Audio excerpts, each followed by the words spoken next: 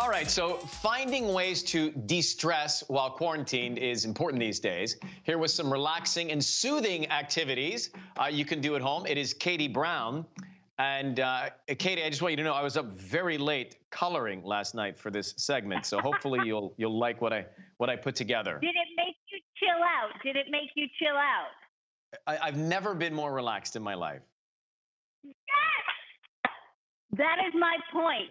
That meditation, they say that you can get the same results from crafting as you get from meditation. And that is because of something called the flow phenomenon, where you are so absorbed in an activity for a few moments that everything else kind of drifts away. And one of the best ways to do this is through repetitive crafting. And a lot of people will knit and sew to make that happen. I'm not quite so talented. So I do a simpler form of kind of a repetitive motion craft.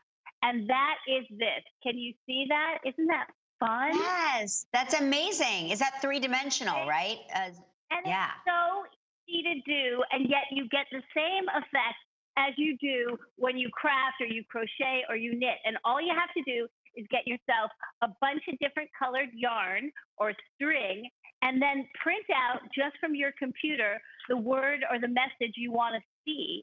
And then with about an inch and a half long nail, pound it in along your letters.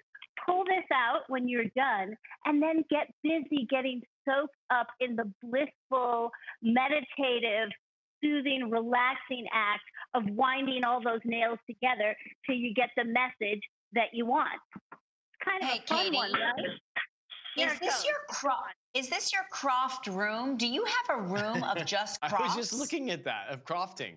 Let me explain to you something, Kelly, without making you too green with envy. Not only do I have a craft room, I have a craft studio. I have an entire workshop where I have a test kitchen in the back, and I have a big open space where we craft and mind meld, and we chill out all the time doing crafts here and cooking up new recipes. And it is like Geppetto's workshop, and I love it. Well, I just want you to know that even though you have all of that, you're mispronouncing the word. It's pronounced crofts. Okay, so you have a crofting studio. I'm so sorry. Yes, let us redo that. Now, the next thing that can be relaxing is to actually look at your pictures.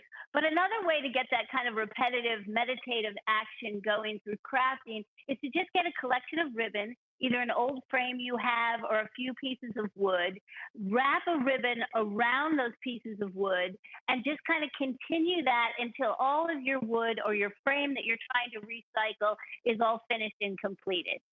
Now, this is one of my favorite things to do, and I discovered it recently with my kids when they were stressing out about school and other bummer things, and that is you go on a walk with your kids, you get yourself a collection of rocks, right? You come home, you heat your oven to 250 degrees, and put your rocks on a baking sheet, bring out your hot rocks, and then with some crayons, go to town melting it right onto the rock, and you can draw on it, or you can just let it melt there and see the kind of groovy Jackson Pollock-like pattern you get. And the fun thing about this is it's surprising, and it so sucks you in to watch where that goes and how it fills out the crooks and crevices of the rocks, that it chills you out and kind of takes you out of your everyday stresses and strains for a few minutes as you watch the flow down the rock, and you come up with this beautiful collection of hand-painted rocks that you can put on a coffee table, you can use as a paperweight, and I love it. Now, Ryan, getting to your coloring. Thank you. I'm very excited about this. I got this, Kelly, I got this adult coloring book. I was a little worried about what was inside. Turns out my tramp stamp is right there. No, I was going to say I have your tramp stamp right here with our. By the way, can you tell that our printer isn't working? So this is as large as it's going to be in the corner of my back. So, but tell us about these books and the coloring for adults. here's the great thing about coloring for adults. First of all, it can absorb you again and take you out of your present stress and challenges of the day, but it also kind of makes you nostalgic and reminds you of your childhood, and that is always a positive thing.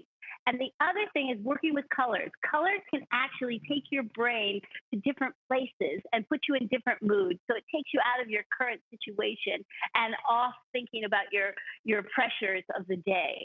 So I like to use a coloring book, or you can print them off a website, or you can get yourself a white sheet of paper, do a big doodle on it like I did here. Hopefully you can see that, like I did here.